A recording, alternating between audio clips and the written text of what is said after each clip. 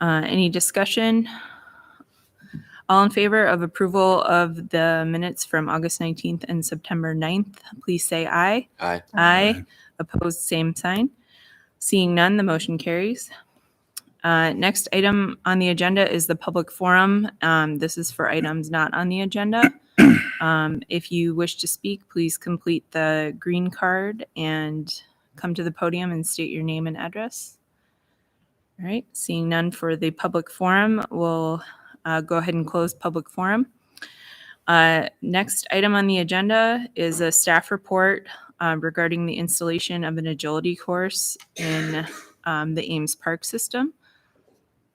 So this is going to be Joshua. Good afternoon. So as you've been made aware, in May, we brought to you some criteria for selecting a location for an agility course as funding was approved in this past CIP cycle that is available currently to add this type of equipment in one of the parks in Ames. And this presentation is just going to go over what we've determined, what we've found out, and then also you received in your council or commission pack, you received a staff report. So I'm going to hit some of the high points of that this afternoon. If this works, okay. So in the presentation, I want to talk about what is an agility course, the criteria, review the criteria that was approved in May, review some of the feedback that we received through the two public meetings, emails, and phone calls. And then also at the end, I'm going to ask for some direction on how you would like staff to proceed. Agility course has multiple components. Many of them are standalone. So as your typical playground that you see in the majority of the parks and Ames, you have what they call a deck, post and deck structure. It has a slide that usually has a slide that comes off it. Could have some hanging equipment for like monkey bars types of equipment. Could have a fireman's pole coming off of it. This type of equipment is totally different than what we have currently in the park system. It's multiple components, like I said, and it's basically almost like a fitness equipment that individuals can test their upper and lower body strength. The surfacing that we are proposing for this structure is not like what we have in the majority of the parks and Ames. Currently, in the majority of the parks, we have engineered wood fibers, which is a wood chip material. The surfacing that we are proposing is a rubber surfacing. It's exactly like the surfacing that's at the Miracle Field. It's made to the same standards or made to the same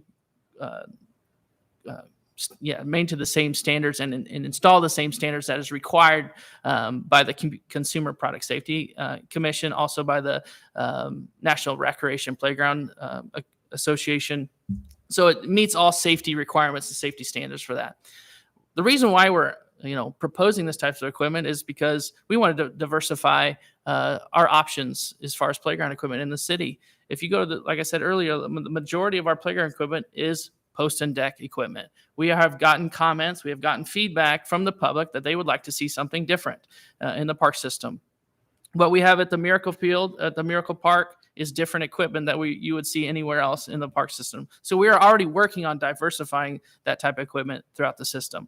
And then also this agility equipment gives us the opportunity to program potential fitness classes. With COVID, that brought to light how much individuals love to get out in the park system, and that's the same with our fitness programs. We were able to program many fitness programs outside. We did yoga in the park.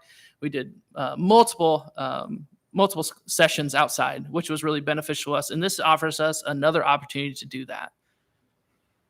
So on the picture on the screen is an example of a agility course.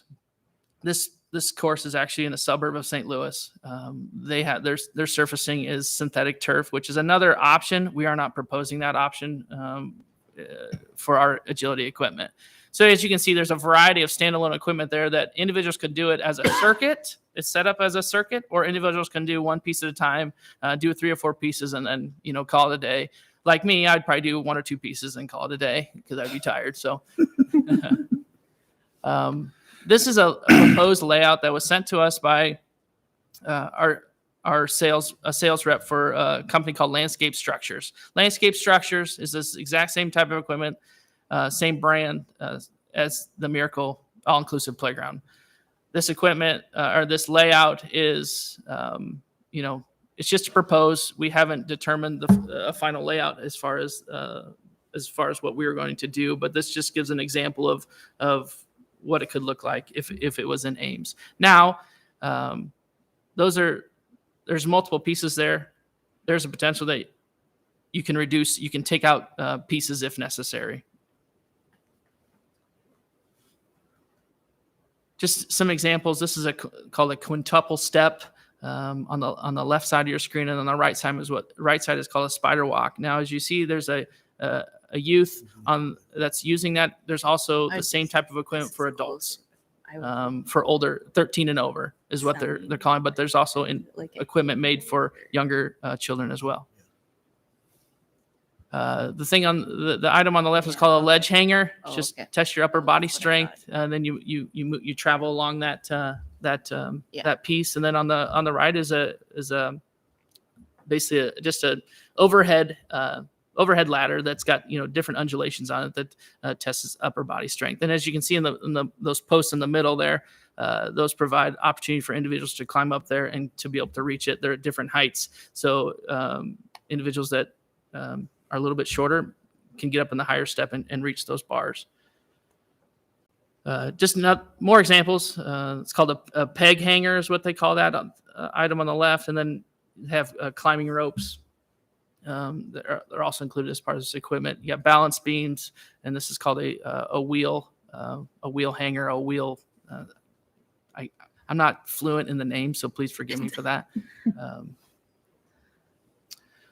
So in the second public input session, individuals asked me, so is there anywhere in Iowa where there's an agility course? And I wasn't made aware of. I didn't know of any one of these structures in Iowa. We called the sales rep, and he did say that the city of Davenport recently put one in 2019. I contacted a city of Davenport representative, and they said that this is the first one that they have that they installed in Davenport. And it's been so popular that they're considering adding another, actually potentially two. So this one is geared towards adults, but as you can see, there's youth using it. But the one that they are proposing would be age appropriate for youth. So it'd be 5 to 12. We hope that our agility course is popular, but we're not proposing adding an additional. What our goal is to have equipment at the agility course that we would have that could be used by multiple ages, multiple abilities. If that. The picture on the left just shows their layout. They have engineered wood fibers, like I said earlier. We're not proposing that, and then they also have a climbing rope. So the location and criteria that was approved in May. I'll go through that. So out of the floodplain. Specifically with the surfacing that we are proposing, if it gets flooded, it voids the warranty. If there is, so that would eliminates any park that's in the floodplain currently, because we can't, it's not feasible for us to do that. Now, an individual did say, what about snow and ice in the wintertime?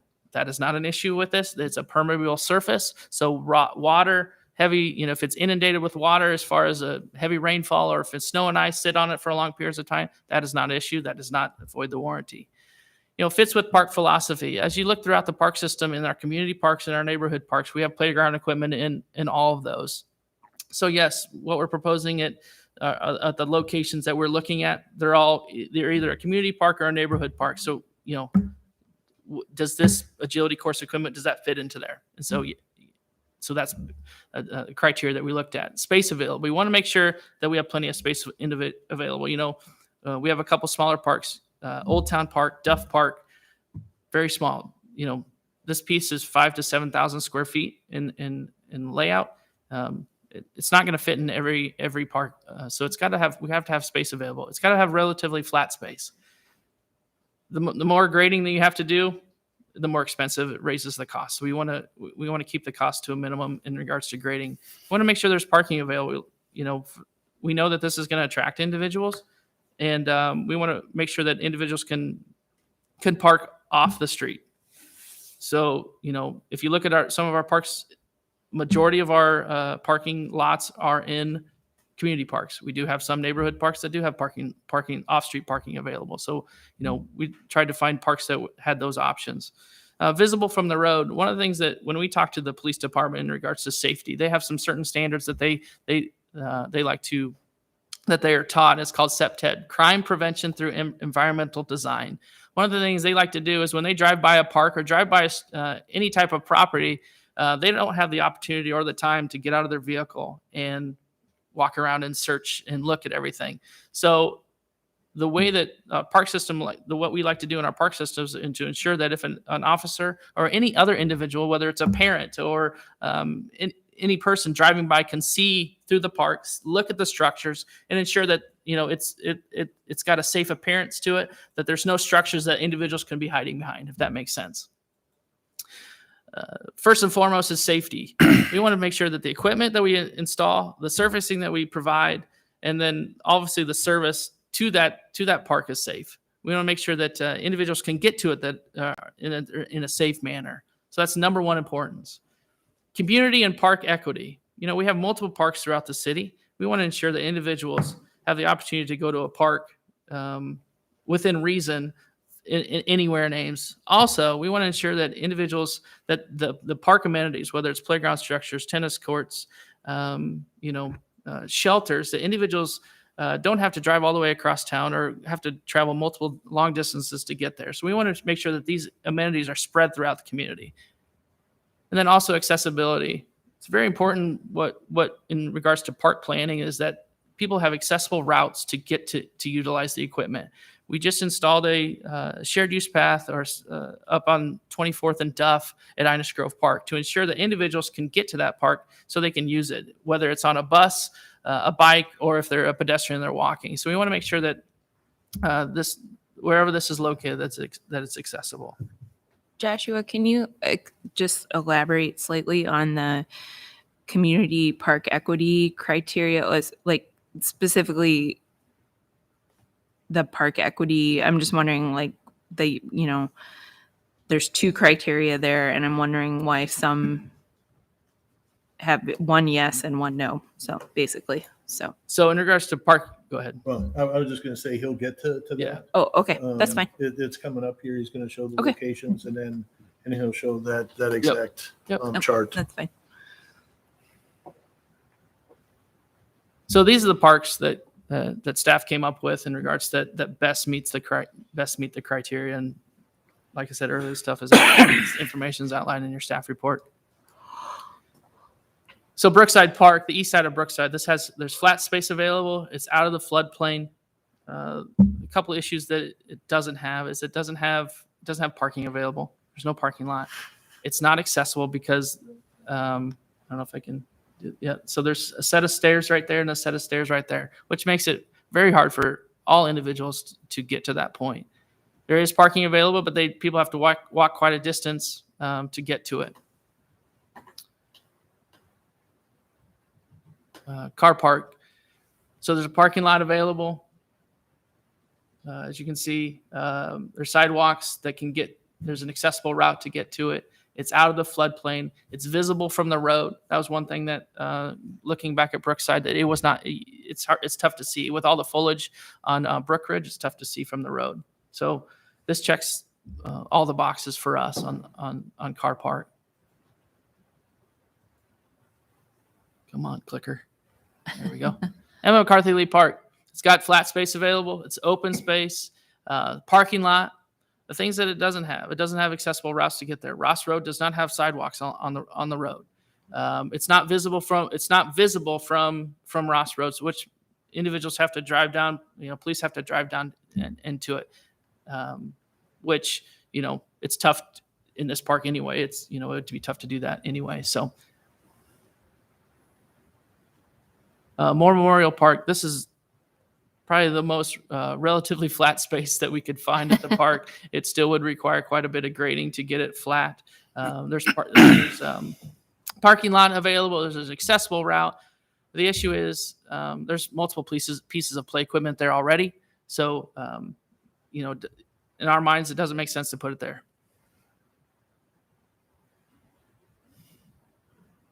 Northridge Heights Park. It doesn't have off-street parking. It's got flat space available. It's accessible. But our biggest concern with this is that there's no parking available, and then there's also play equipment already there. Tahira and Lob Hira Park. The way this picture shows, it doesn't show the new developments that we're currently doing. If you've driven by the park lately, we are constructing a shelter and putting in walking paths, a shelter, fountain, and a basketball pad. So if you drive by there, you'll see that we're already developing that park. And there's multiple. This is a large playground that was left over from the Edwards Elementary School. Typically in a neighborhood park, we wouldn't have that much equipment, and we're going to actually be looking at probably removing some of that equipment because it's older and it's getting to the point where it needs to be taken out of there. Currently, it's safe, but over time, we're not going to increase the size of that playground. It's actually going to get smaller. But this flat space is is a potential spot for it. There's parking available, but we're not proposing it for this because of already the play equipment. So this is the criteria with the parks laid out as far as the yes, no. And Sarah, you asked about community and park equity. What I mentioned earlier in regards specifically the community equity, we want to make sure that these amenities are spread out throughout the system. Okay. And then also in park equity, ensure that individuals can visit these parks in close proximity to where they live. And that's the point of a neighborhood park. Yeah, I would add, to this as well, as we had the conversation regarding the splash pad. One of the things that we have heard is from people on the west end of town that we don't have amenities over there. Things get put in the center part of town, or things get put in different areas. So that was one of the conversations that we brought forward when we were looking at the location for the splash pad is what is in certain areas of town. And with the park equity is like Joshua, when he was going through some of these, if we already have equipment, if we already have multiple amenities or multiple things in those parks, do we want to add more to those versus putting something in a park that doesn't have a play feature, right now? So that's just a little bit more information regarding the park versus the community equity. So based on the criteria that was approved, car park was a yes for all those. So based on the 2 public input sessions, all the emails and the phone calls that we received, I tried to point out, and I'm going to discuss and review some of the concerns that individuals have over the next few slides. So the first one is in regards to safety. One of the questions that was specifically asked is does this increase the liability insurance cost for the city? And we reached out to our local insurance agency or the individual that handles our insurance for the city, and it does not increase our insurance cost. They see it, the insurance company sees it as regular play equipment, so they said it doesn't increase our liability costs. One of the comments was that this equipment is for thrill seekers and for high injury potential. Based on the feedback I received from the city of Davenport, they have not had any reported injuries from this type of equipment. And like I mentioned earlier, this equipment is manufactured by reputable playground manufacturers, just like all the other equipment that is installed in the city of Ames. So, it's important that we purchase high quality equipment that stands up for a long time, that individuals can use and utilize and not risk getting hurt or injured. Do injuries happen? Yes, they do. Accidents happen. And but the majority if there's injuries, it's majority because it's an accident or individuals are using the equipment improperly. So what we'll be doing is they'll be posting signs for each piece of standalone equipment, instructing individuals on how to use it and the rules for that piece of equipment. increase traffic to the park. Individuals had comments said, you add this piece of equipment to the park, it's going to increase traffic. If we put an amenity to a park, we hope individuals use it. And so there is a potential that there is going to be increased traffic to that. But that's why we feel like Car Park is the best location for it, because we feel like it's, like I said earlier, it meets all the criteria that we talked about. It's visible from the road. It's got a parking lot. There is an accessible route to get to it. Moving on to my next point, kind of these 2 points together: high rate of speed of cars traveling on Meadow Lane Avenue and individuals not stopping at Car Drive and Meadow Lane Avenue intersection. That's one of the concerns that we have, and it's a concern for us. We obviously want individuals to follow the rules. We obviously want individuals to obey the speed limit. That's the law. I talked to the police department, discussed this with the police department, and they are aware of the issue. However,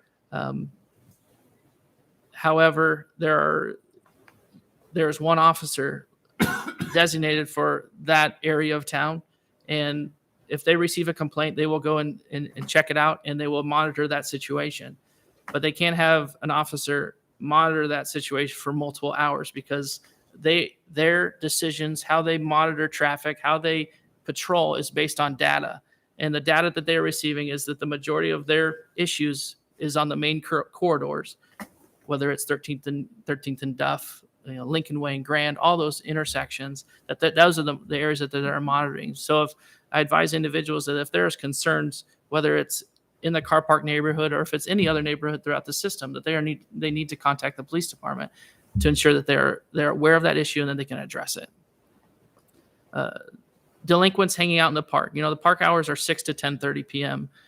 There have been times that we have received calls where individuals have stayed in parks over past those hours. We have contacted the police department to enforce those rules. Individuals or a police department will go and add extra patrol to those areas if they hear those complaints or those concerns, and they will take care of it. Staff has also had to go out and talk to those individuals and notify them that their behavior is not acceptable, and it usually takes care of it at that point. But staff is not afraid to deal with it if we have to, as well as the police department. Annual maintenance. Does this increase the annual maintenance cost of the department?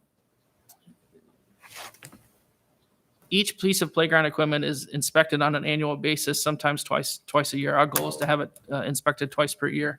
And at that point, we have a certified playground inspector that reviews every piece of equipment, every part of each piece of equipment. The surfacing is included. And if there's issues that are identified, they are taken care of immediately, or the structure is shut down or closed until parts or pieces can be ordered and then made safe. So if there's pieces that need to be included or need to be budgeted, we have budget available to take care of those issues. Car Park Bathhouse has been up and still there since the pool closed in 2007. Since that time, it's been we've received complaints in regards to homeless activity as well as graffiti. When that happens, staff goes and takes care of the graffiti, or the police is called in regards to individuals needs to be removed from that facility. To alleviate that, we are working on a cost to have that building demolished. Earlier after the facility was closed, staff looked at repurposing that building. It became apparent that to repurpose that building was going to be very cost prohibitive. So, and it has been planned and moved in our capital improvements plan a few times based on some immediate needs that had to happen within the park system. We had to replace a bridge in McCarthy Lee Park that took quite a bit of money. We had to take care of we are currently taking care of the fishing pier at Ada Hayden. Those are immediate concerns that we had to take care of, and so it's now scheduled to be demolished in 23-24, but we are looking at cost to demolish it this winter. And we will have, like the report says, we'll have a cost in October and to be able to provide to you. the looks of this equipment, I'm sure we've all been in communities where we've looked at playground equipment and it hasn't been very aesthetically pleasing. Specifically with the Miracle Field and all-inclusive playground at Ines Grove, we had those same concerns.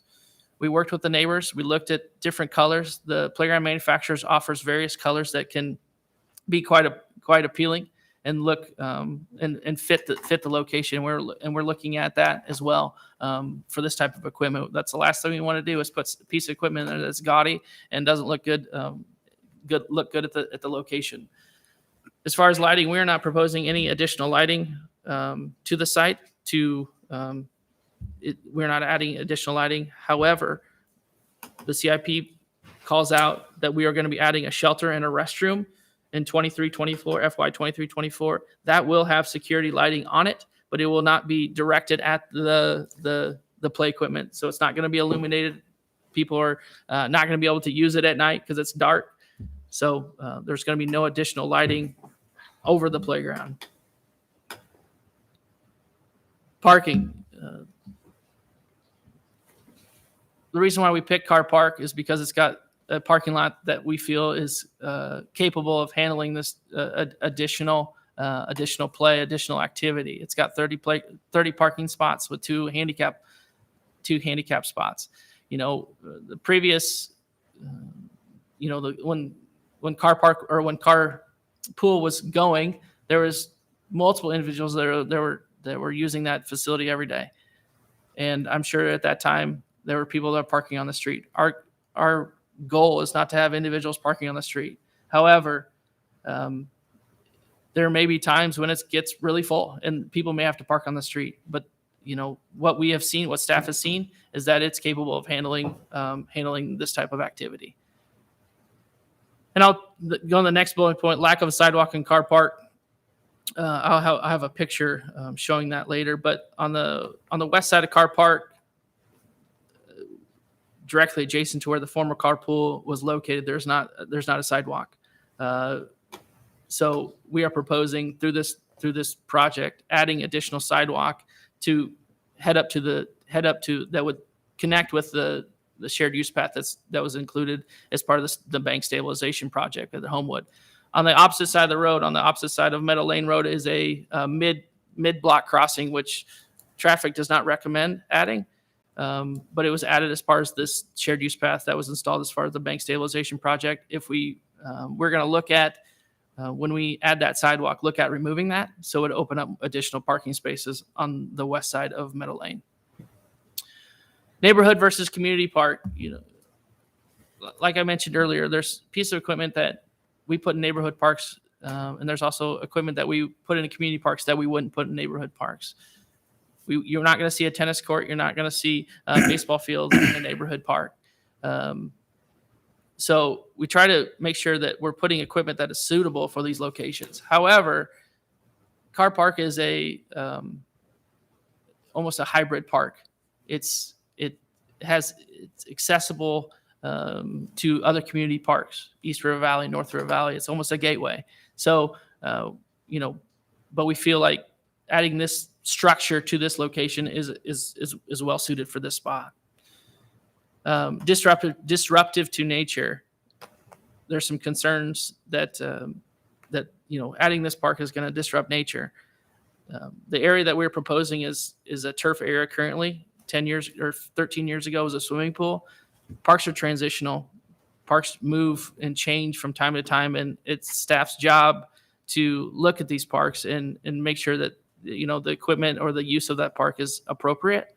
But we will not be disrupting nature. We are not taking out multiple trees. We're not taking out a nature preserve, and animals will adapt. When I was talking to the contractor of the Miracle Field and all-inclusive park, and before we even had access to the building or to the structure or to the facility, there was a fox that was utilizing that park before anybody else. And so wildlife adapts, and we're aware of that, and you can see that on almost every park in the city. So the picture on the left shows Car Park in 2008. Obviously the pool and the structure was there. The picture on the right shows what the park looks like today.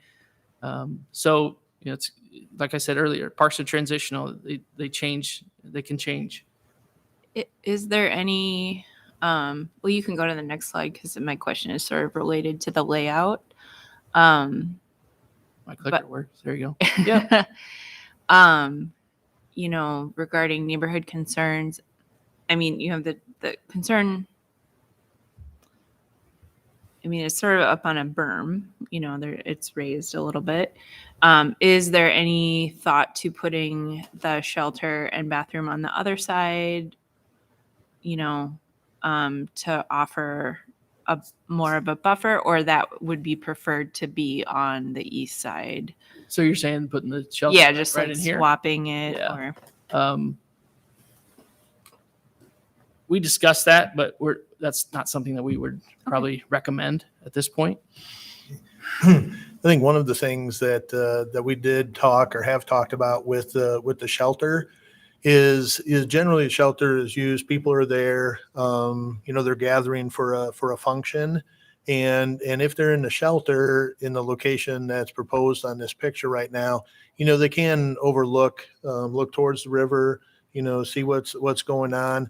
One thing that that we have talked about, it's not in a CIP or anything, but one of the things that we talked about was, and I think one of the people maybe had suggested this at one time, is adding a walkway from the shelter, because the shelter would be up a little higher.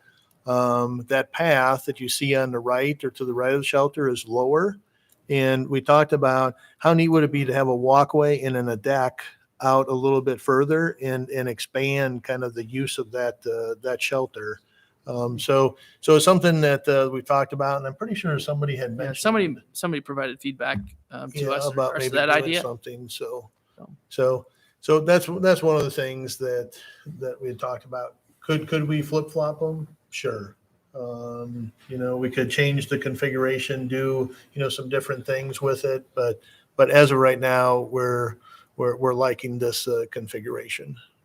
yeah, I think, I mean, and I guess I don't know your thoughts because visibility is important too, but having some natural screening on the, you know, just with landscaping or whatever. But I don't know. Yeah. Yeah. But I'm sure all that would be details later on. So just talking about future plans for the park, 2023, 24, shelter restroom is going to be added.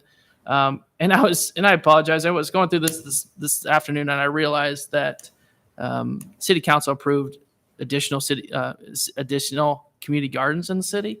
And so we're going to there's 14 raised beds down there now. City council approved adding 14 more for individuals to garden down there. And then this is the sidewalk that I was talking about. It currently ends right here.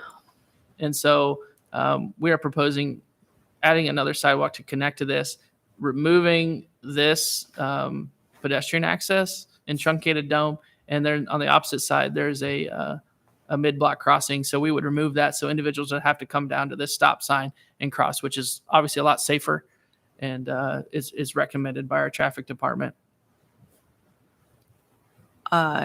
It's sort of outside of your purview, but we really don't have a lot of them in Ames, but like raised crossings, like, I mean, there's one on campus that I can think of, but raised crosswalks or other speed mitigation. I mean, the thing with having a police officer stationed there is it's a very active form of control. You know, and are there some passive things that can be done in terms of design if there is an ongoing concern? I mean, you know, I've lived in near campus neighborhoods, and I mean, I have lots of thoughts about the road design in the city in terms of enabling speeders, you know, and that's another conversation entirely. But if it is a genuine concern, you know, to have that conversation with Public Works about some passive traffic controls that could be installed in the neighborhood. So, Yeah, no, I know exactly what you're talking about. North Dakota, they recently installed some rumble strips on North Dakota to control speed there. You know, we would have to communicate with traffic department. Yeah, it would be. And see if a traffic study is necessary or warranted in this type of situation. Yeah, I think a traffic study would potentially alleviate some neighborhood concerns more generally too, or at least highlight and say, yes, this is a legitimate concern, and then produce an idea for mitigating it. So, Right. yeah. Joshua, with the equipment that you're planning to put on this site, what is the average age you're expecting to use it? So according to all the materials and with the feedback we received from the city of Davenport, individuals, as young as 8 to 10, but the majority of the equipment, the way is 13 and up. But like I said earlier, there is equipment that's very similar to what is the older or the 13 and over would use. There is the same style equipment that's adaptive or adaptable to younger than 13. So in this neighborhood, what are the demographics looking like? Do we have the groupings over there that could utilize this as a hybrid kind of thing? That's good question. Individuals that we received comments from, there are individuals in that neighborhood that would use it.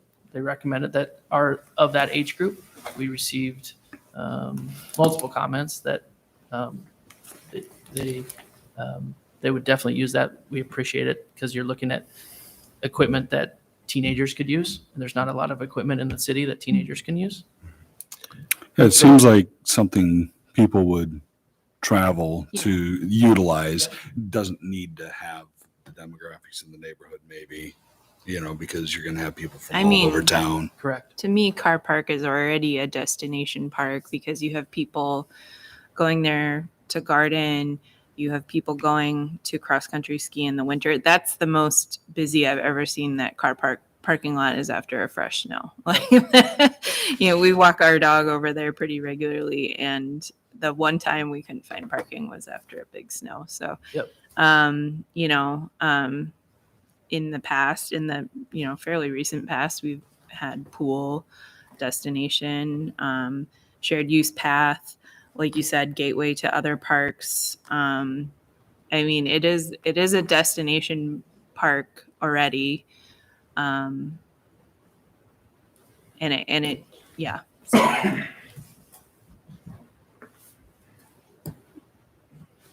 Any other So what's questions? the next thing?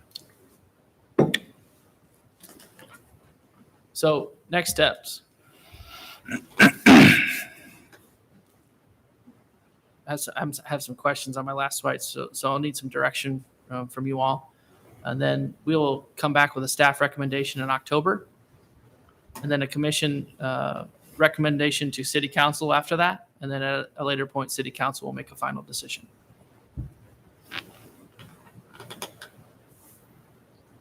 So some questions for you. Does the commission still agree with the selection criteria? Is there additional information the commission would like to assist in making a decision on the location of the agility course? And what direction does the commission want to provide staff regarding addressing any of the concerns brought forward? So I'll take any other questions that you have at this time.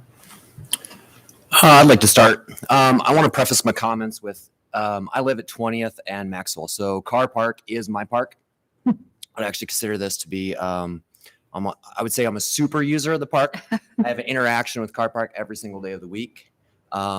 As a scout leader, my scouts did the flower garden for years.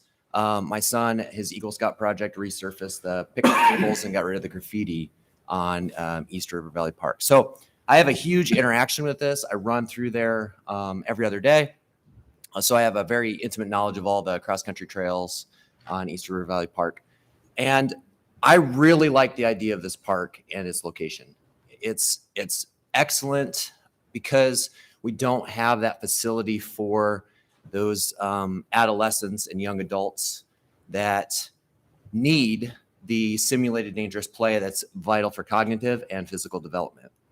I think Richard Louv did the book Last Child in the Woods, and he talks about the fact that you have to have that simulated dangerous play to move forward with understanding boundaries later in life. This is the perfect example of a new structure for our city that allows that. So when we look at a couple of the issues, and I really appreciate staff's work on this. This is an immense amount of work you put into this. And I appreciate the neighborhood comments, both positive and negative, because I think it is a very divisive point to put in a neighborhood. But I think you guys have done a very good job addressing all those. When you look at safety, and as a police officer, crime prevention through environmental design is super vital. And yeah, the key components that are visibility and interaction. So the more people you have touching the structure, using the structure, and looking at the structure, the less crime you have. So the fact that if neighbors don't particularly like it and they're watching it all the time, that means there's going to be less crime because they're going to call the police at 2 a.m. because they see someone out there. Perfect. So that's success as far as reduced crime, right? Injuries, again, this is a quality structure. People that are utilizing this are going to be within their boundaries. You know, it's not any different than going to any other structure and people are doing pull-ups and playing on the monkey bars, right? Aesthetics, yeah, I think we're not going to see the bright yellows and blues. I mean, much more subdued colors. I think it's going to look very, very nice and complement the structure. The bathhouse would be wonderful to get rid of and move forward with a shelter in the future. Nature. Again, just yesterday I was running through the park and there's deer and there's flickers and there's wonderful, nature. This isn't going to impact that at all. And lastly, usage. As our commission responsibility, our job is to make sure that the Parks Department is getting people out to our facilities. And the fact that I noticed some comments and some of the community interaction is that they're upset that people are going to come to the park. That's the point of the park, is people to come to the park. So I would be happy and love to see a full parking lot and people going across the bridge and interacting with nature and utilizing this structure maybe while their siblings are playing soccer over at the soccer fields or whatever else. So I think the fact that there may be high volume coming through here is a plus, not a negative. That's all I have. Thank you. Thank you. Any other commissioner comments before I open the floor for citizen feedback? I do want to say just great job to the staff on doing this. I read through everybody's emails, everybody's comments, both positive and negative, I think twice, honestly. And I tried to take notes of what people were saying. And honestly, you touched on a lot of them. It was a lot of what I was thinking too. I think the other point is that this is not, you aren't just going to put this play equipment in and then forget about it. You're going to be really adaptive, which I do really appreciate staff thinking about. So if I have seen these, and honestly, everyone I see, it's busy. I was in Louisiana and it was packed on a hot day, which we were really wondering about. But I think it's great, and I think as a different demographic than we have equipment for. So I'm really looking forward to it. Thanks. Joshua, if there was another park that you could tweak a little bit, would there be another better location? And I'm not saying putting in $1 million worth of infrastructure, but is there another one, if you could tweak it, it would be a better location? There's other parks within the city that we didn't include in this criteria because we have other plans set up to do other items in there. So at this point, I can't think of another park where to put this. Okay, thank you. How often do you have to switch out like the agility equipment? So typical life cycle of playground equipment is 20 years.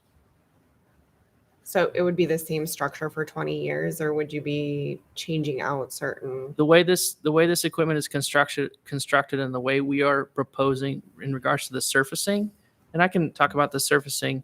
The surfacing is 10 to 12 years is what they're saying for surfacing. So we will have to replace the top level of the surfacing at the 10-year. It's not a full depth replacement. It's not a full cost replacement. The cost that I gave to the the individuals at the public input session was about $20 per square foot. It won't be that cost.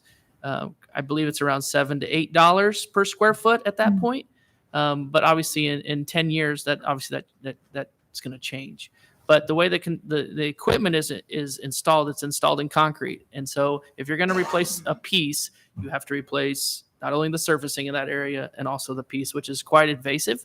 Now, if we were doing engineered wood fibers, it'd probably be a little bit easier, but we're not proposing that for this structure. Will people get bored with the equipment after they maybe master it with it? I don't know how long it takes to master. I've never been on this, but will people get bored with the equipment if we're not changing it, or? Potentially, I don't know, but that could happen with any playground that we have. I mean, you can say that about the Miracle Park, and kids age out of that, and then New kids take their place. Yeah. So. Yeah, I think the other thing to look at too is like Joshua mentioned about the age range. So if you have 20 years life cycle of this equipment, okay, you've got people that are going to be using it 15 years from now that haven't even been born. You also have a number of college students, that potentially will use this, and those cycle through, every 3 to 5 years. So you're always going to be having other people, and then people move out of the community, people move into the community, people move out of the neighborhood, move into the neighborhood, and so on. So I think with any of our equipment, it continually gets used, any of our play equipment. So will an individual get bored? Probably. They might go there a few times and say, yeah, I've done it, I'm not going to do it again. And then there's going to be others that will maybe go there weekly. It's hard to say. Yeah. Any other feedback from commission? I'll go ahead and open the floor to resident feedback. We would just ask that we've received your email feedback. So if you have new things or things that you'd like to highlight, please come up to the podium and just state your name and address for the record. And we would love to hear your thoughts. I do have a green card from John Snodgrass. No. Okay. Oh, it was right up Just here, the John. podium. Thank you. And just state your address. Hi, my name is John Sogendaris. I live at 1703 Meadow Lane Avenue. In one of Josh's pictures, you could see where the new agility course and the bathhouse are going. If you were to look straight across the street from that on Meadow Lane, that's exactly where I live. So I have firsthand knowledge, a lot like Nathan does, about the park. I felt privileged to have that park across the street from me. It's a wonderful place to go. I go walk 2.5 or 3 miles there every single morning, with the exception of maybe 7 days last winter where it was a little too icy to walk, which happens. But I go walk there every morning. I see recently a family of bobcats that have moved in over there. Like Nathan said, there's a lot of foxes, deer, birds, everything over there. So it's a wonderful place to go. When I moved here about 10 years ago, I moved into a nice, quiet neighborhood. And while I appreciate the fact that you want to keep parks busy, the park's pretty busy already. What I personally don't want to do is attract too many people to the park because I've moved into this nice, quiet neighborhood. I also, since I've lived across the street from the park, had the disadvantage of being there for a lot of bad occurrences, including a guy drowning across the street in the river. And I don't really enjoy that part of living there. And the more people that move in, or the more people that come there, the more crying kids there are going to be. And having been a fireman in the past, that's really, really hard for me to ignore. And I really feel like I have to go help that. The only thing that I think has really been maybe left out of some of the notes you guys got when I read through them is the area behind the chemical shed where the bathhouse is. People regularly use that as a bathroom right now. And even though that gets torn down, they're still going to use that as a bathroom until we get a bathroom built. And I don't know how the whole budgeting process works, But if I was gonna plan this a little differently, I would probably plan a new bathroom and a facility before I put in an agility course that was going to attract more people. You've already seen all the things in the emails about traffic, and just yesterday morning, I almost got run over by somebody who ran the stop sign at 5:15 a.m. So it happens a lot. Anyway, thanks for your time. I appreciate you guys listening. Do you have any questions for me? Were you there? You said 10 years ago. Was that when after carpool was already closed? Yeah. Carpool had just closed when we moved there. Had you spoken to any of your neighbors about the noise levels when carpool was open, not knowing that park might lost them again, I guess? Nobody liked the extra traffic and nobody liked the extra noise, but bar none, what everybody did like was hearing kids giggle across the street. I think everybody's enjoyed that. One of my neighbors did specifically mention that 6 o'clock when he'd walk out on his back porch with a beer and he'd hear some kid yell Marco for the 50,000th time that day. It got a little old, but that's nothing unusual. Good deal. Thank you, sir. All right. Thank you. Thank you, John. And I would just maybe in regards to one of John's comments, just with the timing of it, and I had a conversation with John. We probably talked 45 minutes or so last week. Kind of went through some of these items, but one thing that we have done in other locations, and I think we can look at doing this also, is putting a portable restroom, in the area until the restroom gets built. Trying to move, $200,000. I'm not exactly sure what we have in there in the budget. Sometimes moving from one to the next year and stuff like that is a little difficult. And I explained, to John that process, but in the interim, that would be I think a good solution. We've done it in other locations, and that has worked out. We have it out at Gateway Park because of the disc golf players, and they use we have a portable restroom there. We do it at McCarthy Lee. I think we have one. We do one at Roosevelt, and we have it other places too. So that might be a good solution in the interim. Right. Would any other community members care to bring some feedback?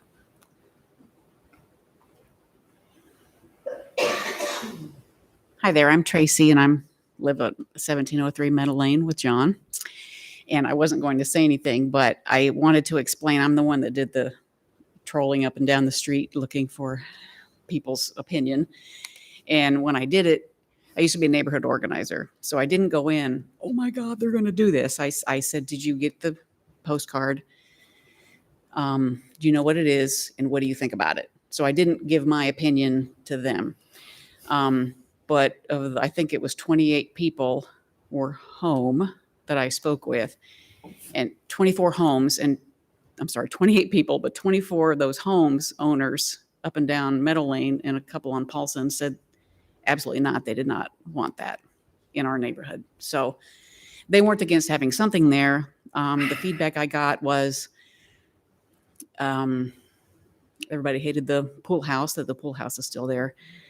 And they all loved they feel like the history of Carr Park is being ignored, I guess, because they're very proud of Carr Park. I'm not from here, so that part wasn't, I didn't have any skin in that game, but they're very proud of their park down there and wanted to keep it in a more natural state. So they weren't against maybe something happening there, but they wanted to keep it closer to nature is more of what I heard from our neighbors.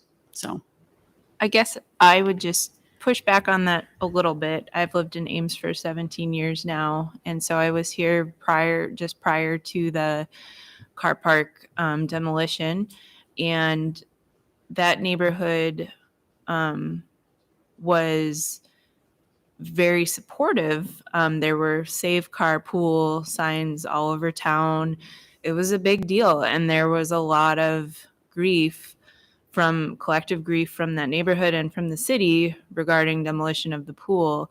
And so there's a little bit of a dissonance between wanting to preserve that space, wanting to preserve that, space for young people, community aspect of it, recreation space. And then now when we are proposing repurposing it for a different recreation space, and we're getting this pushback that now the neighborhood doesn't want it. And so, especially from a longtime resident who has lived there, prior to the pool's demolition, I'm wondering where the concern, because I don't think this is going to be as heavily attended as a pool in July, So I guess that would be my question to the neighborhood, especially longtime residents who have been there 15 years or more. So The feedback I got on that was more of I guess, a crime aspect as well. I did hear a lot of drug activity, people talking about the drug deals that go on constantly, people jumping off the bridge. I heard everything, of course, from the neighbors, right? Sure. Talking to everyone and listening to what they had to say. No, I understand what you're saying. Yeah. They were very mournful about the pool, absolutely. But they weren't thrilled with these particular structures and thought it was too much for the neighborhood. And they liked the natural space. And not that nothing could go there, but this was a pretty big. I guess would think that the more activity in a park would kind of drive away that crime element. I would think if you got people around, drug dealers probably don't want to be around a lot of people when they're doing nefarious things. Well, and if that's a right, concern, yeah. then then it. And that's a legitimate concern. I used to live close to the ISU Arboretum, and there was a horrific sexual assault there this weekend, and there was one there some years ago when we lived there, and I'm pretty sure I saw many drug deals go down. And but it was a natural area. It was a wooded area, and now we live, close to Munn Woods, and it's a natural wooded area. And we need to look out for each other. We need to look out for our neighborhoods. These things happen, but I don't think an agility course is necessarily going to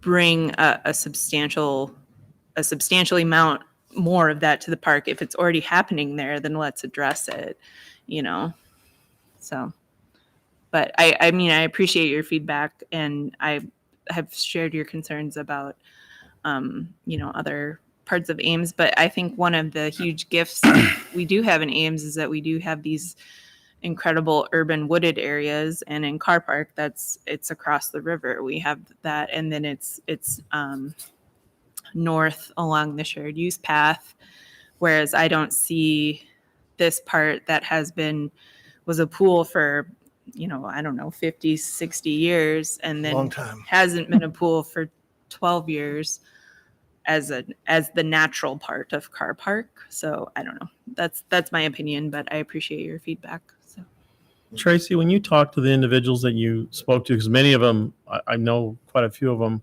along that route, did they attend the open sessions, and did they kind of, or did you find that they were kind of, they got the card, but they really didn't understand what this equipment would look like or be like?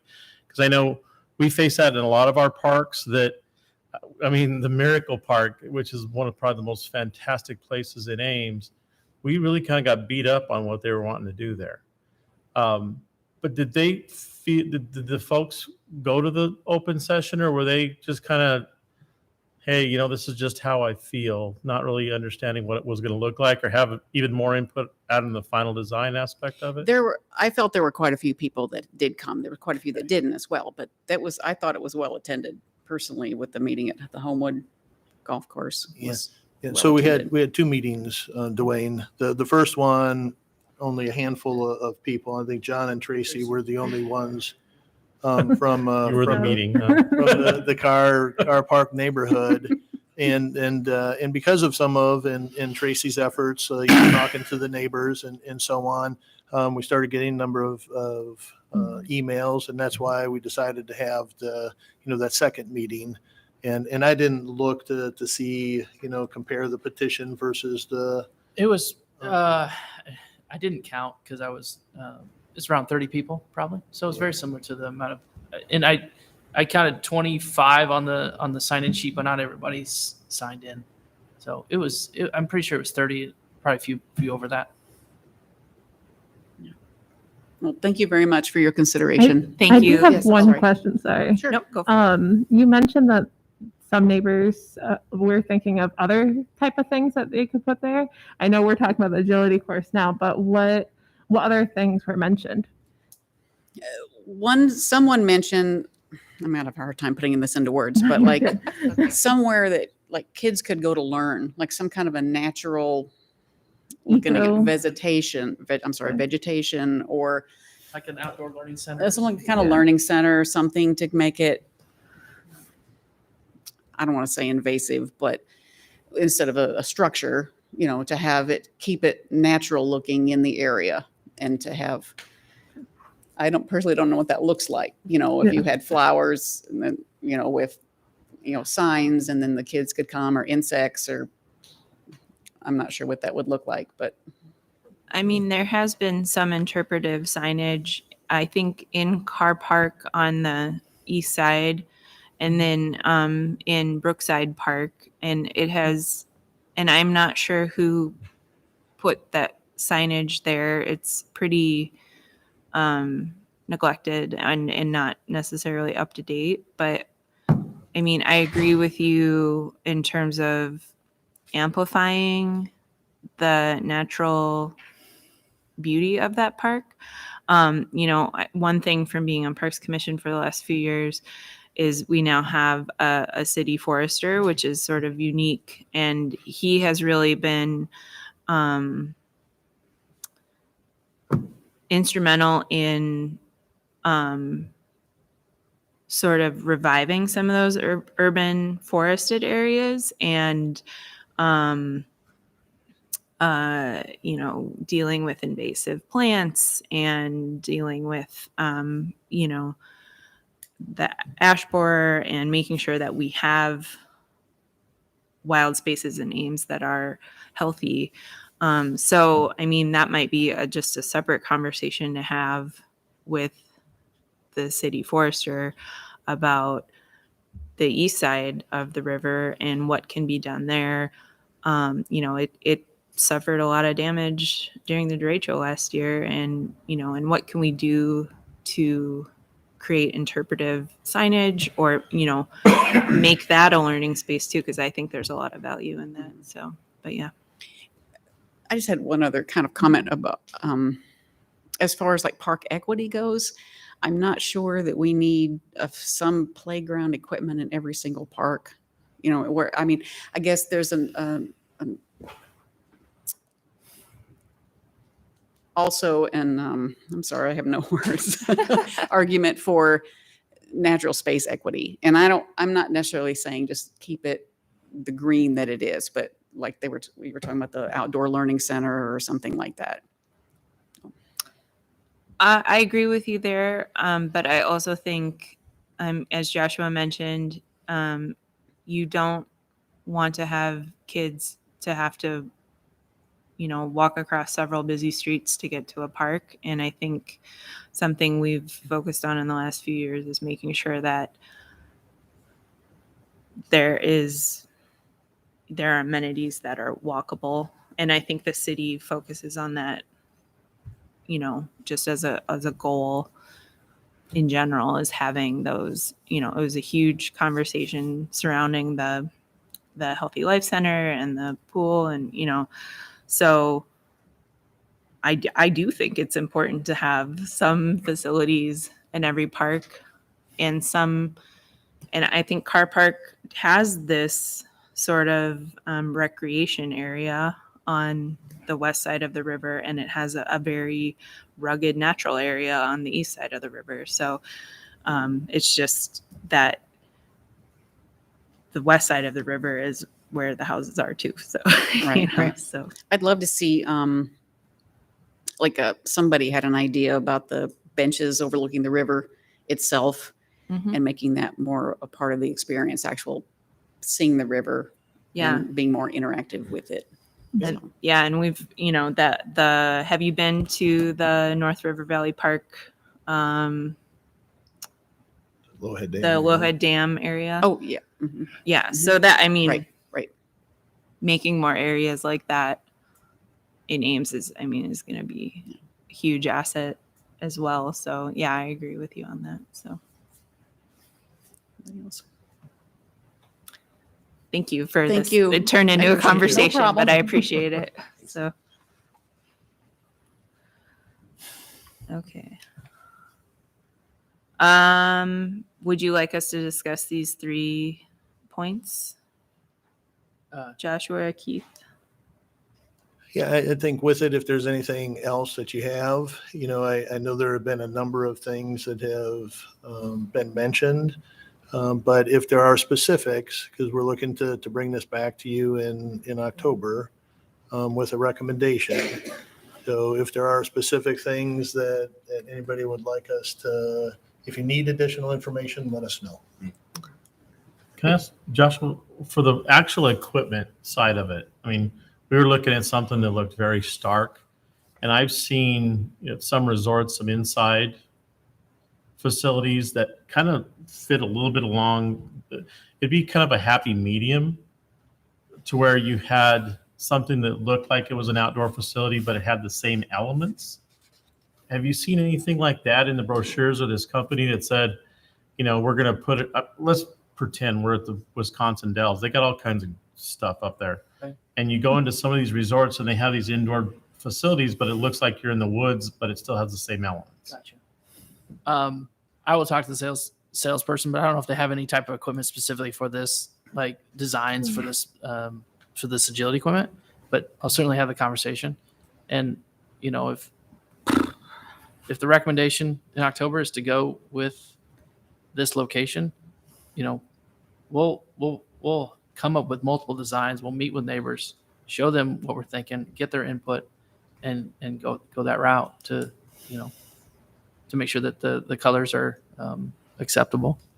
So that would be really neat to kind of tie into that back park. I mean, that's kind of And what the Miracle Park, like that was a similar, yeah. you The know. Miracle Park, you guys Yeah. did a really good job Yeah. with that. And I think it's going to be crucial as well to ensure that the design of the restroom and the shelter Yeah. Yeah. match and fit in. And so So, Yeah. so just one thing, with that, I think most of these places, these manufacturers have different things that they can do, regarding whether look at more natural, whether you make it look like logs, play equipment, all those kinds of things.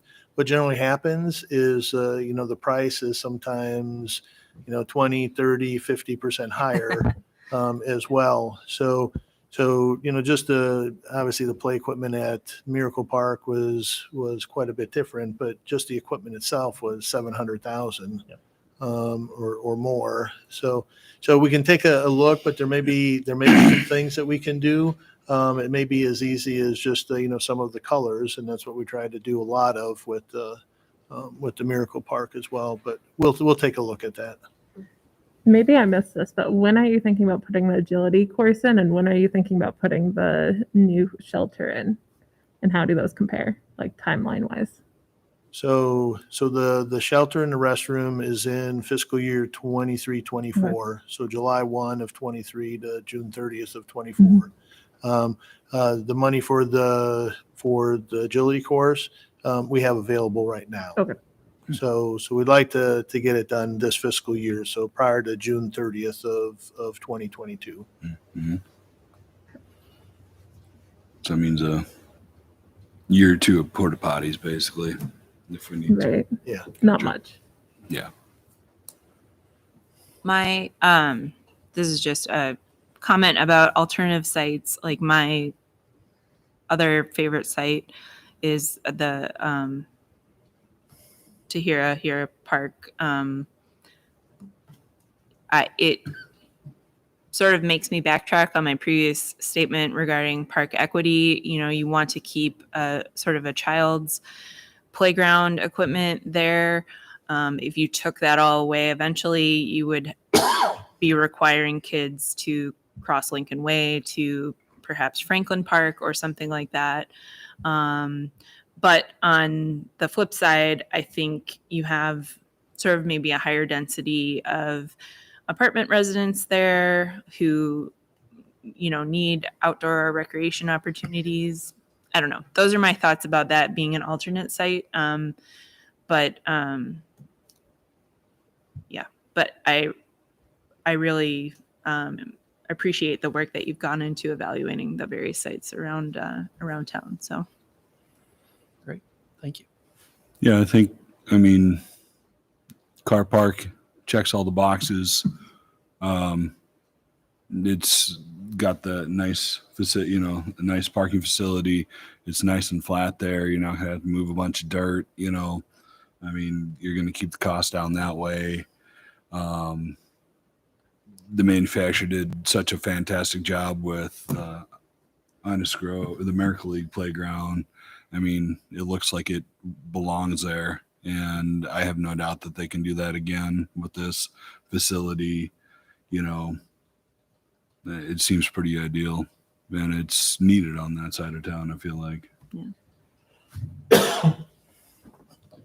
Okay. Any additional feedback? Do you need direction from us at this point, Keith, or no? No. Okay. Nope. Okay. All right. Okay. So to answer your question, sort of, John, now we're going to talk about the capital improvements plan process. So the next item on the agenda is to discuss the capital improvements plan for the next 5 years. And whether or not you're able to stick around, Keith is going to go through that process and discuss how we allocate money and schedule that. And I used to go to the city budget meeting back in the day before I was on commission, and it's actually super interesting to kind of see the process. This is also a point where we as the commission will make our recommendation ultimately to council to say, so the next year of projects is what their money will be allocated for. And then the subsequent 4 years is where we have more flexibility to say, You just want to give the presentation? yeah, but where we have more flexibility to say, here's some cool things we're thinking about. And so that's where we really take resident feedback into consideration. And so if you have CIP thoughts, or the neighborhood does have CIP thoughts, like, now is the time to discuss those so that we can potentially plan out for them in the future. So I will let Keith talk now for real. Thank you. I did go through some of that with John last week when we talked. And for the public at home. So, all right. Well, thank you, Joshua, for that, and Tracy and John, thank you for your comments and attending, because it's always helpful for commission to see faces and to hear those comments as well. So yeah, with the capital improvement plan, so we are working on the 22-27 and process. Right now we're in fiscal year 21-22. So with that, it's a 5-year plan, but city council, when they approve it, they only allocate funding for year 1 of that. The other 4 years, years 2 through 5, are approved in concept, but the next year they may decide to change and say, maybe we don't like that project as much. And there have been projects throughout the years that has happened to.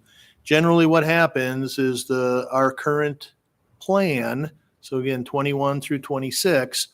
What will happen is we're in that year 1. Year 1 falls off. And then for next year, year 2 becomes year 1, year 3 becomes year 2, and so on. But we do have some flexibility, again, depending on sometimes what happens. Like Joshua said, we have some immediate needs that we have to take care of, and sometimes we have to do some moving of or shuffling of projects. So with this, our CRP process, and did share this, with the commission. I believe it was at our last meeting in August, but we do We have these conversations internally with staff, see what's going on, get input. We do public input. And really with public input, we had a meeting on Monday night. Just had a few people that attended. Not really a lot of ideas of any ideas really came out of that. But what we do is we do take input year round. So throughout the year, when I get a phone call, when I get an email, I take it and I put it in a folder. So when we get to the public input, even though we only had a few people there the other night, and yet you're going to see public suggestions or suggestions from the public thus far. There's 3 slides of suggestions that we'll get to because we've been collecting those all year round. So we do that, and then we'll get tonight. We'll get some priorities from the commission, do the draft. We go through the reviews, finalize, present to commission and to council in January. And then city council eventually approves the capital improvement plan. So as far as budget funding for CIP, for us, most of the money comes from the local option sales tax. And I'm not going to get into the whole thing, but that 1 cent local option sales tax there's money that goes right off the top to alleviate property tax relief. And then there's some to human services, and then there's some that goes to community enrichment, and that's where we fall in. So most of the funding comes from the local option sales tax. We do have a park development fund as well, and money is put in there every year, and that's really a fund that if an opportunity comes up to maybe there's a piece of property for sale that we want to be able to purchase. We do have some money sitting there in that fund that we can then go and purchase that piece of property. With some of our recent projects, such as Brookside Restroom, Innis Grove Restroom, Homewood Clubhouse, we were short on some of that with funding when bids came in, and we actually took some money out of that park development fund to be able to do those projects. So it's really a good fund to have. Ice arena projects come out of their capital reserve fund. That's funded by the city, and Iowa State University puts money into that each year. Then we get donations and grants, shared funding. For many years with the municipal pool, we shared funding with the school district 50-50. Most recent example of shared funding would be with the Access Ada Hayden, where that group went ahead and they fundraised $35,000 for that project. Could fall under donations, but I look at it as a kind of a shared project. And then, there is an opportunity for GO bonds. We can issue bonds as a city up to $700,000 each year. Without going to a vote for an essential corporate purpose. So you'll see some things that are in here that have some of that funding as well. But that's generally the funding streams that we have. So as far as this, and I'm not going to go through every project, but I just did want to refresh your memory, and also for anybody watching at home, kind of gets an idea of what's out there for each of these fiscal years. So with fiscal year 22-23, the big one there, or there's 2 big ones. Park maintenance, we're consolidating our maintenance facilities. Right now we have them in 3 different locations. We want to consolidate those facilities, get them out of the floodplain, get our staff together. We feel we'll have a lot of efficiencies by doing that. Downtown Plaza is slated to start, next fiscal year as well. And then playground equipment, you'll see every year we have playground equipment that we have. And this just kind of shows you the maintenance facilities. This is our main maintenance facility. We have some here at the cemetery that also is, getting old, needs some replacing, and then all this stuff is down in the floodplain. So we want to bring everything into this area. Other things in 2022-23, a couple of items at the Aquatic Center. Another item that you'll see every year is the ADA improvements. We put money aside each year to address any ADA compliant issues that we have. Also, 23, 24, that's where you see the car park, remove the bathhouse and install shelter and restroom.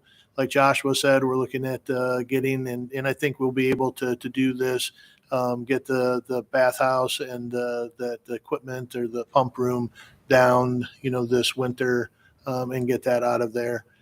A couple of community center items back by the Lowhead Dam.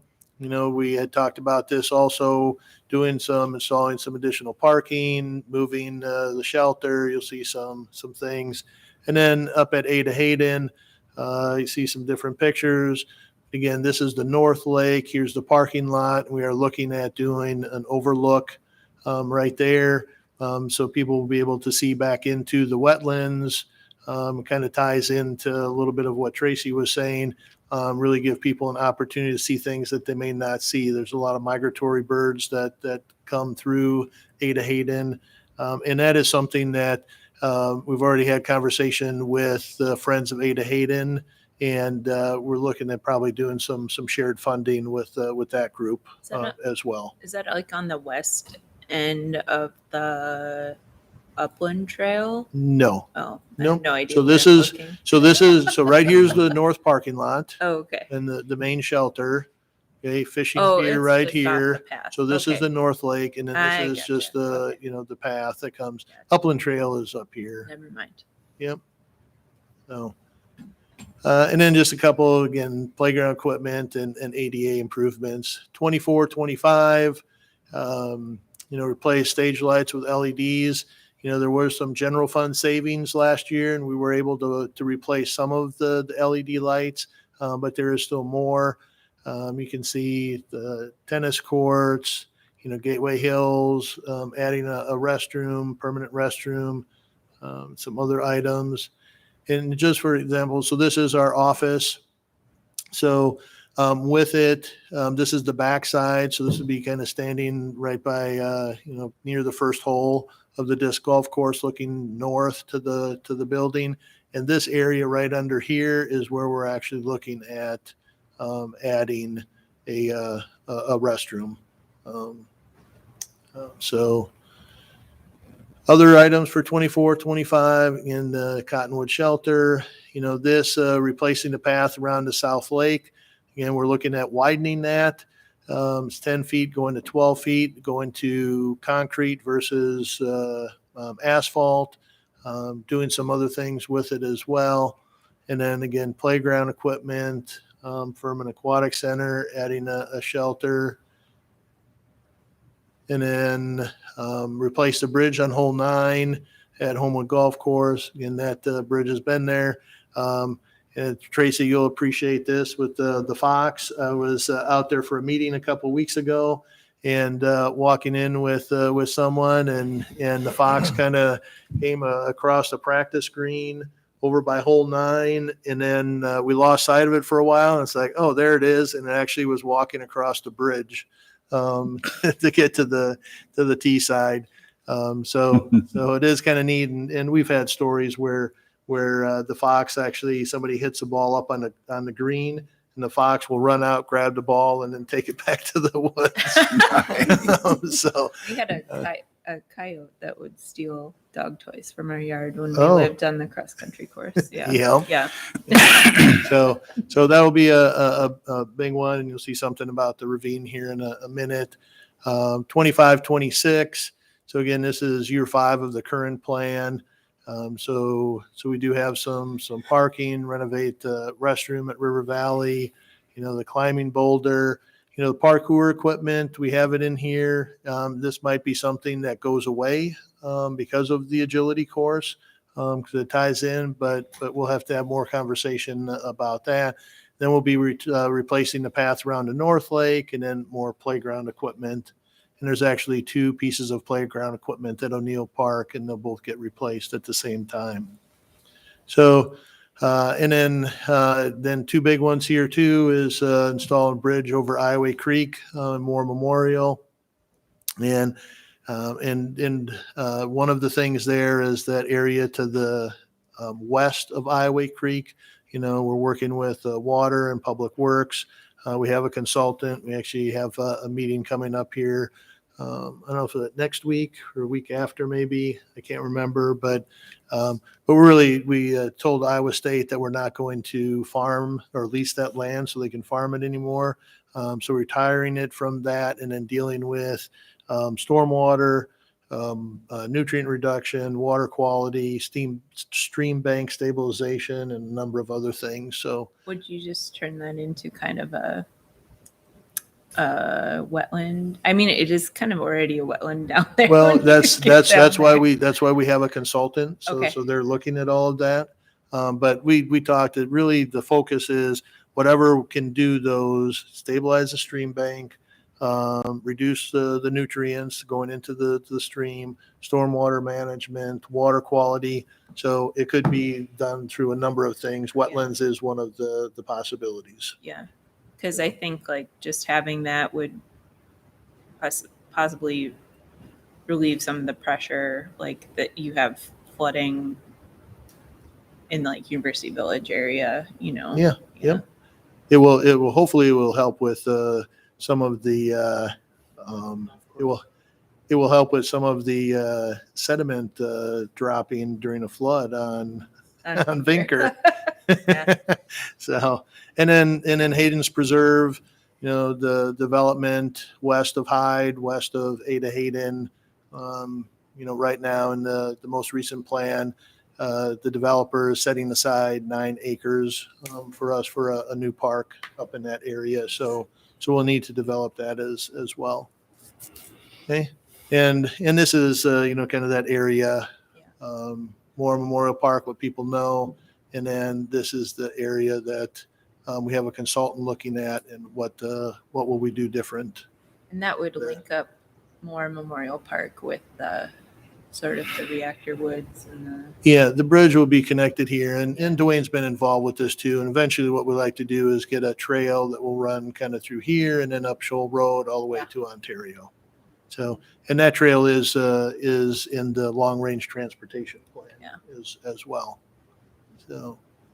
So, going back to some of the things that happen. So some things that have been brought up, maybe immediate needs, the sound system at the ice arena, at Band Shell, some water heaters at the aquatic center, the HVAC system, that has been bid out, and the fleet and facilities, they have bid that actually twice now and have rejected the bids twice. They have $400,000, for that project. The latest bid came in at $600,000. So we're looking at, getting money for that. It will not come out of our capital improvement money. So it won't affect our CIP, but it is one of our facilities, but it comes out of fleet and facilities CIP. So that's why I put it in there. Some tennis court cracking at Innis Grove Park, and then, ravine on number 9, as we were up there doing the clubhouse construction. There is some erosion that's happening, and something that we need to take a look. We put it as an immediate need, at least to take a look at it and have somebody take a look and see if it's something that we need to address right away. And we might find out that no, this is fine, or you can do something small and it will take care of the issues. But it is something that we're concerned about. Then staff suggestions. Innis Grove tennis courts, we generally do them about every 10 years. So 2025, we'll bring that into play. North parking lot at Ada Hayden, Jensen Pond is the pond up on the Upland Trail. Light removal at Brookside Park on field number 7. Those light poles are just metal, kind of old style. Just need to get those taken down. So the Baker subdivision, park development, that's where the old middle school was. They are on the north side of Tripp. They have Latimer Lane, which is kind of a half circle. Inside that half circle is going to be a pocket park. So we're going to be looking at that. Add parking at Homewood Golf Course. renovate the sports fields, mini golf course, irrigation, permanent restroom, chemical controllers that could be done remotely, and then storage shed for aggregate material. Ada Hayden North restroom to sewer. That's probably not very likely that will happen. It's a long way to do that. Programmable locking doors in restrooms. We're already doing that, and we've been doing some of that with new projects. Some of the motors, upgrade all park restrooms, and then sound system and some other items there. So that's staff suggestions, and they keep coming. You can see see some more. So you can see how we wind up. We never have a shortage of ideas of things that we do, but we also have to look at if we have a service level right now. If there's something that needs to be maintained or replaced, that gets a higher priority for us than the new stuff. And commission, over the last several years has given that direction to staff as well. One of the things on this one that I'll mention, and I've mentioned this in prior years, is with the Parks and Recreation Master Plan. Now that the city is taking public input on the comprehensive plan, comprehensive or the 2040 plan, we were waiting for that to get adopted, and then once we know which direction council wants to go regarding future growth within the city and so on, then we'll be able to get a new Parks and Recreation Master Plan from that end. So mentioned we had the public input as well, and really the one person that spoke on Monday night really wanted us to be able to keep municipal pool open. And even though that the new school is going to be built, and they did express to the individual that it needs to come down so they can finish all the utility work for the school. So, but with ideas, so Homewood number 9 Ravine, we've heard from the public, benches along Car Park Path. The paved path that goes on what I would call the west side, all the way to Innis Grove Park. There are some individuals that said they like walking that, but it's just too far for them. So adding some benches in. Parkview Park Path, part of our current master plan, there is in part of that plan was putting a shared use path through Parkview. But this individual, the reason why they're suggesting it now is that they had a neighborhood gathering, and there is an area where is just the access point is paved, and an individual in a wheelchair got off of the end of that and sunk down in mud and wasn't able to get any further. So people picked that individual up with the wheelchair, took them to where they were having the event. And since then, that individual has not attended events. So it said, it's just a shame that people aren't coming to events because of that. So that was the reason behind that. Bocce courts, dog park in West Ames, an enclosed shelter at Ada Hayden, upgrade, modernize the Ada Hayden restrooms. This was one just received. They couldn't make it to the meeting.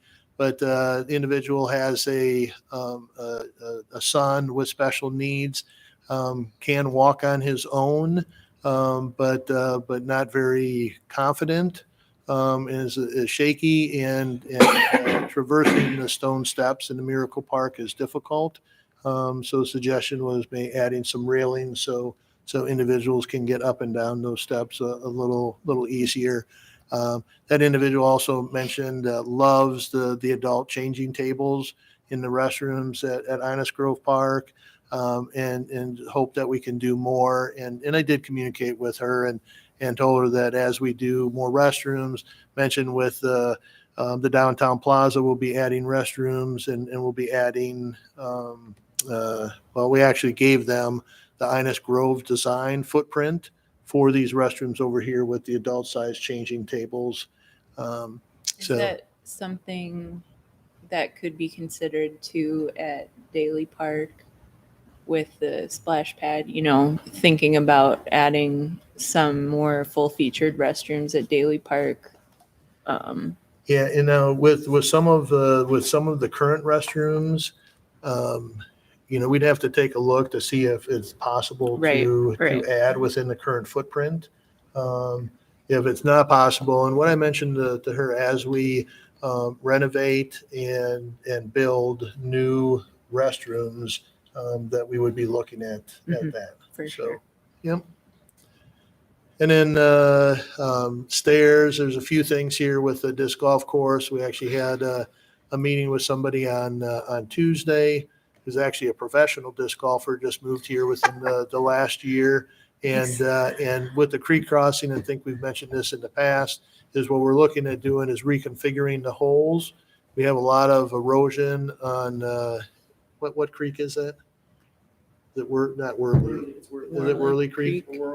Worrell. So on the south side of that, so we're looking to remove some holes from there and reconfigure the layout so people will cross right by the bridge, come back right by the bridge. And so that's what we're working on right now.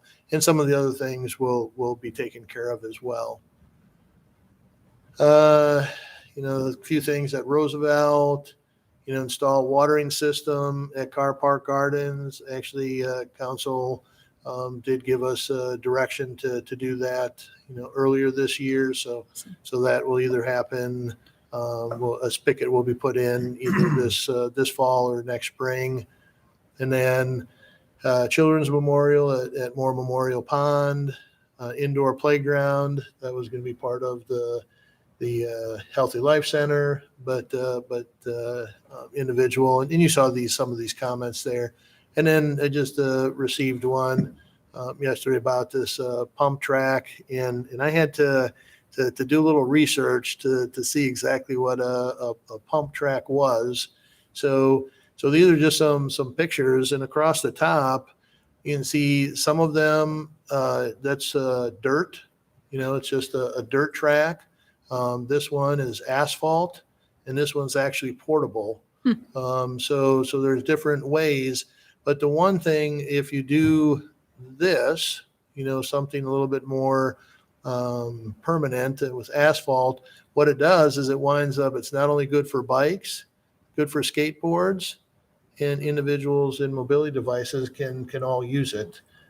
So I think for this, we would have to do a lot of research. I'm not suggesting that we plop this in, because we would be grasping at straws in regards to what a cost of something like this would be. And we'd have to find a location as pretty well. big So, space. I'd probably use it all the time. Yeah. yeah. On your skateboard. Yeah. And there are some with jumps and everything else. So it's pretty interesting. I watched some videos on it too. So I feel like this exists in Sioux Falls, but I'm not for sure. yeah. So I used to mountain bike, so yeah. Yeah. So I would appreciate it. So really with this then is, so that kind of gives you an overview of everything, what's in the current plan, staff comments, some immediate needs, and what we've heard from the public. So right now, what we just really need from the commission is there something that really jumps out at you, that, again, most of this stuff gets plugged into year 5, because everything just moves up. But is there something that really speaks to you as the commission? So like the railings. Yeah. I was gonna say- Yeah. The safety things, we Yep. definitely, yeah. Yeah. I would say accessibility for sure. Yeah, Yeah. Because we accessibility want and people to safety, for use sure. the places that we've created. So I would have. Yeah. And even with some of these, so some of them may, and generally with the CIP, we're talking a 15,000, 20,000. So some of these we may, as we're going through a budgeting process, we may wind up just putting them minor. into operation Right, Yeah. as well. So, yeah. I'm really glad somebody commented on the disc golf course. I think it's really heavily used. I'm no professional, but I do enjoy disc golf. And I think we have a real asset here. It is a regional attraction. There's a lot of people from the metro that come up to play our course. and it needs some serious erosion mitigation, path maintenance, and hardscape maintenance. Because it's a great course, but when you start walking it, you realize it's kind of sad because it looks really well used, which is good, but needs some help. Yep. And what we'll do is we may be able to bring to you in October some ideas, because that's exactly why we're meeting with some of these disc golf people. And I've been, we got 2 boys at home that have, play a lot of disc golf. Actually, the only reason they went with us up to Minneapolis a couple weeks ago was to play Blue Ribbon Pines, which they say is one of the top 4 courses in the country. They didn't want to go skating on fake ice. No, they didn't. Yeah, this was over Labor Day weekend we went up, but so I've been learning a lot about disc golf, and they watch a lot of videos, and sometimes it's on when I'm doing something else, and so we got some ideas, and I've shared some pictures with Joshua, and it's like, oh, this would be kind of cool, and we've challenged the 3 individuals, Ben Van Dusen, Steve Kenton, and Niels Johnson, to say, hey, how do we make this unique if we're going to change up the course a little bit? And one of the things that we also talked about the other day is, hey, if we were going to look at doing something maybe every 10 years, every 15 years. So one of the things that we challenged them on was, well, what if for the next 15 years we play the course this way, but 15 years from now we reverse it? And what would that look like? Because now instead of going up that hill on 18, you're teeing off and going down the hill and doing some things. So we've been having those conversations, trying to look at and kind of reinvigorate the course. So we are. Yeah. We'll see what we bring to you in October. So no, that's good. I generally agree with that. I feel there's been a lot of discussion about the disc golf course in the last few years, just since I've been on commission, and just addressing some of these concerns that have been kicking around for a while. Yeah.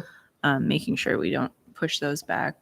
So. Yeah, and actually we have the money there. Okay. Already. What's been a struggle is trying to come to agreement at what should be done.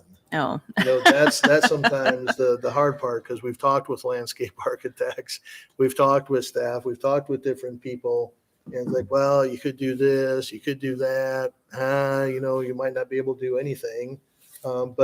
But lately, just with some of the stuff that we're seeing and some of the different holes that I've seen on some of these different courses, I think we could do some things to improve the look, to improve or reduce the erosion, and so on. We aren't going to be able to take care of it all, but so the money's there, and the hope is that we can do some of this fall and winter, spring, and then it'll be looking a lot better. There was some concern from the car park neighborhood regarding the sand volleyball court needing some refreshing. And I don't know if that would be in operations or a separate project. Yep, that would be an operational thing. Okay. And the next time we meet with the neighbors and Tracy and John, maybe start talking with the neighbors. I think somebody even suggested maybe taking it out. And if it doesn't get a lot of use right now, it may when there's a shelter, if people are reserving that shelter, and it's another thing to do. But that would be an operational thing that we would do. Sure. Yep. Any other comments? Would any members of the audience care to bring any other ideas to the table? Yep. Sure. I'm not complaining about anything. Do you need his address again, Katie? Or no. Okay. Okay. So one of the coolest things about living at Car Park is all the nature. There's nature all over. Nature abounds. What I see a lot with my work is I see STEM being a really, really big deal right now, which means kids are involved in electronics and robotics and math and all these cool things. But I don't see a lot of interest with anybody being involved with biology anymore. I grew up with that. One of the things I loved when I was a kid was playing in the creek and finding crawdads and looking at worms, and figured going and finding a book at the library and figuring out what kind of worm is this? What kind of moth is this? I think that's a foundation that little kids can get involved with, to get involved with science. I think it's a great place for Parks and Rec to have some programs to get kids involved in science. I think you have a unique opportunity here too with ISU right here. I can't tell you how many people I know who have degrees in forestry who can't find a job. I bet they would love to come and teach kids in an afternoon. Haul them out in the woods, show them, teach them, here's how you identify a tree. Here's why trees are important. Here's why the insects are important. ID some animals. I had the distinct advantage growing up that my dad was a biologist. So I learned a lot of crazy stuff just being from 3 years old up. And I know it's brought me a lifetime of benefit just being able to solve a problem using science. And I think this is a good opportunity for kids to do the same thing, get them involved in that scientific aspect while they're still too young to be able to go in and do electronics and do some of these other things, get them involved in some of the nature parts. And I think it'll pay dividends. The kids enjoy it. I know it also teaches them a lot of responsibility too. Teaches them how to be a good citizen. So that's all I had. One other thing you might throw on there is resurfacing the parking lot over at Car Park. Okay. I know we talked about that, but I didn't see it on the list. Yep. So I'm just gonna say great minds think alike, because we do have our recreation superintendent who just hired and is going to be starting on September 27th. And when she was here for her interview, I had this exact conversation with her and said that, we have all these great parks, we have all these resources, just almost exactly what you said, John. And I said, I really want us to start diversifying our programming and do more nature types of things. So I love your idea, and we're going to see what we can do to make that happen. All right. Yeah, Awesome. If she needs any ideas, you know where to find Yep. I think I'll do that. a junior 17 naturalist program would be extremely cool. So, is there a Friends of Car Park? There is not.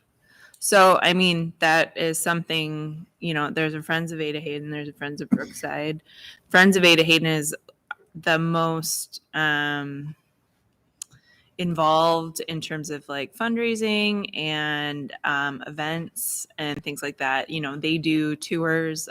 They do a golf cart tour for older residents every year, where they point out the wetlands and nature, and that's just a really great program. And they have also fundraised for a lot of the interpretive signage. I don't know if you've been up there, but especially like on the Upland Trail, and there's wayfinding signage regarding the paths, and so, I mean, that's something to consider too from a neighborhood perspective, is having a friends group That's a really good idea. that can do some of these maybe permanent things that then can be used by a junior naturalist program or something like that. So just something for you all to consider, since this has ignited a lot of discussion in the neighborhood. So Sure. I'm glad you said that. Yeah. I've got a 3D printer. I had actually considered just making my own signs. Yeah.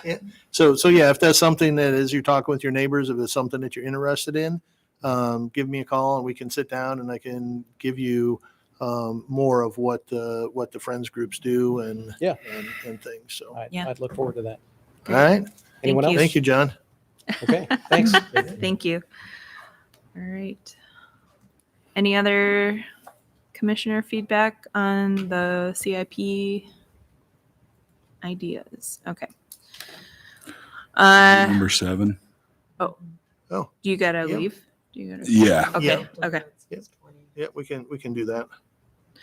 Okay. We're gonna skip item 6 and come back to it. And so we're moving on to item 7, a motion approving a request from Greg Prograki to sell books in the city auditorium and waive 10% of gross sales. And I believe he's giving a talk on rivers. Yes. Yes. Yep. Yep. So all the stuff is in the, more information is in the commission action form. We have done this before. He was supposed to speak as part of Eco Fair last year. With the Eco Fair, the commission has waived the 10% for people who sold items there. Kind of just ties into it. Public Works is the one bringing them in. It's in the auditorium. So staff's recommendation is to waive the 10%, allow them to sell the books. They're $20 a piece. If he sells 10 of them, we get $20. It's not going to make or break anything that we do. So. Inconsequential. Yeah. All right. Would anyone care to make a motion regarding waiving the 10% fee of gross sales? I'll make a motion to approve alternative 1. Or do you second, Jerry? I will second. Jerry seconds. Any discussion regarding the motion to approve alternative 1, waive 10% fee of the gross sales? Actually, I looked this guy up and what he does. It looks pretty cool, and recommend people attend. Yeah. It's quite an undertaking to clean up these rivers and stuff like that. So it's really cool. Awesome. All right. If there's no other discussion, all in favor of approving alternative 1, approve the request to waive 10% fee of gross sales from the Greg Prigraki book sales. Please say aye. Aye. All opposed, same sign. Seeing none, the motion carries. Do we have still a quorum if you guys have to leave? Well, we don't have anything else to vote on. Yeah. Oh. He can leave, but we still have a quorum. Okay, you guys. But we don't. Yeah. I thought, Yeah, I have to. Oh, you at have to leave too? 6:20, so we have 20 Okay. minutes. Oh. We don't have any more action items, right? Yep. But if we don't have a quorum, then the meeting stops. So We let can't me just talk say about two it. real quick things. All right. So one. 5 minutes. So one with the reinvestment district. So I sent you an email. Big news with the city council on Tuesday night, authorizing, approving the authorization to issue $21.2 million in bonds. For the project, for the indoor aquatic center. We do have right now, it's about 10.5 million has been fundraised, and there's still more asks out there. So just with it, real quick, if we get no money from the reinvestment district program, somebody would pay about $28. I think it's about $28.50 per 100,000 assessed valuation of their house. So $200,000 home, they would pay, $56, $57. So with that, that would cover the paying back the debt and also the operational subsidy for the facility. If we do get the $10 million and we realize all of that through the reinvestment district program, the taxpayer responsibility drops down to about $20 per 100,000. So there are some benefits. If we get more money fundraised, that drops, that number down. So they can issue bonds up to 21.2 million, but doesn't mean that they have to. So woohoo on that. That's a big thing. We'll be probably bringing to you, I don't know if it'll be in October, but probably for sure in November, something on the downtown plaza. So you get some information there and some more conceptuals.